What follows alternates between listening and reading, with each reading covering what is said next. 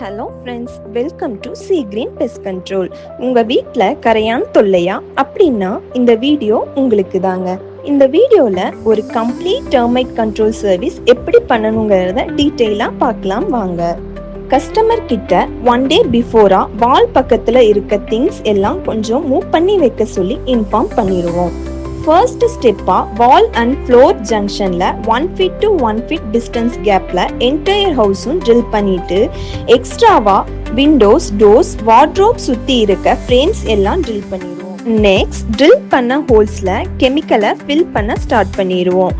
இந்த மாதிரி chemical fill பண்ணும்போது 3 to 4 times with half an hour interval கேப்ல கெமிக்கல் இன்ஜெக்ட் பண்ணிட்டே இருக்கணும். அதுக்கு அப்புறம் ஹோல்ஸ் போட்ட இடத்துல ஒயிட் சிமெண்ட் வச்சு வால் கலருக்கு மேட்ச் பண்ற மாதிரி 80% வரைக்கும் ஃபினிஷ் பண்ணி கொடுத்துருவோம். அண்ட் ஃபைனலி இம்பார்ட்டன்ட் ஸ்டெப், வீட்ல இருக்க எல்லா உட்ஸும் செக் பண்ணி டேமேஜஸை ரிமூவ் பண்ண இடத்துல கம்ப்ளீட்டா ஸ்ப்ரே பண்ணி லைவ் டெர்மைட்ஸை கில் பண்ணிடுவோம்.